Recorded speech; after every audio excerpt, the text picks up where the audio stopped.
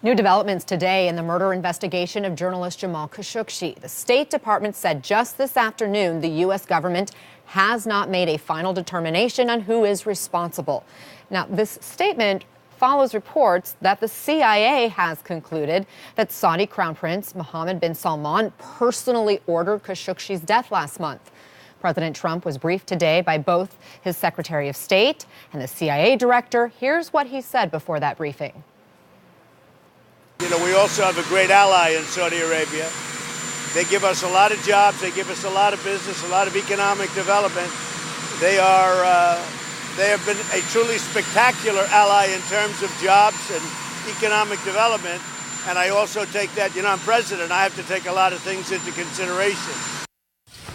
Josh Dawsey joins us now. He's a CNN political analyst and the White House reporter for The Washington Post who helped break this latest reporting about the CIA's assessment. Josh, the State Department spokeswoman said in a statement recent reports indicating that the U.S. government has made a final conclusion on Khashoggi's death are inaccurate. What's your reaction? We obviously stand by reporting. The CIA has definitively concluded that the Crown Prince Mohammed bin Salman of Saudi Arabia was involved in the ordering of this, and it's coming after weeks and weeks of evidence, weeks and weeks of looking at all available data, phone calls, records from inside the embassy, all sorts of different data points. And we stand firm in our reporting that that's been the conclusion of a CIA, the leading intelligence agency, and that the president has been briefed on the large amount of evidence that's points to that conclusion. CNN has also confirmed that same reporting, in fact, saying the sources that we're hearing this from say the Crown Prince personally ordered the killing. Do you see this as the State Department contradicting the CIA with their statement? Well, here's what's happening. The president has been very reticent to take too much decisive action here. He sees Saudi Arabia as a valuable economic ally. I spoke to the president about this last month, and he said on the phone to me, they're really powerful in curbing Iran. He cares about oil prices. There's a lot of strategic import that he sees in this relationship. And Jared Kushner, the president's son-in-law and a senior advisor, has been very confident in his relationship with the Crown Prince. He's cultivated that for 2 years, much to the chagrin of some others in the government. So for the president, this has been a big bet. If you remember correctly, he went to Saudi Arabia. It is his first foreign trip, and it's a relationship that he is very concerned about damaging. So what you've seen is the president come out and say, he could have been involved in the cover-up, but there are all sorts of scenarios where he has not been involved. However, the CIA has determined that he was. Frankly. You report that they reached their assessment with high confidence. Right. How did the CIA come to their conclusion?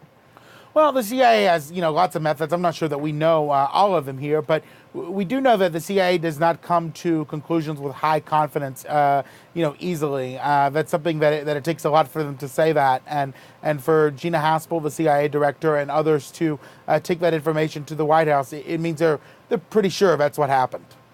And in your report, as I was reading through, you cite that they have the evidence of the audio recording that was inside the consulate, and there was apparently a phone call made, according to your sources, from the consulate after the killing to the Crown Prince. I want to ask you, though, about what we're hearing from the Crown Prince's brother, who is denying your reporting, specifically refuting the claims that he had a phone call with Khashoggi telling him to go to Istanbul to the consulate to get those marriage documents.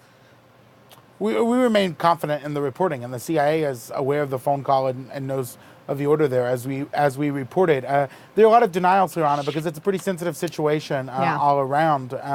But what the CIA's conclusion is pretty firm, and the president and others are aware of that conclusion.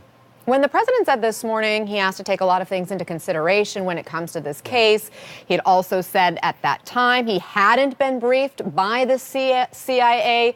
You say he did know what the CIA had in terms of the evidence that you've learned about regarding the Crown Prince involvement?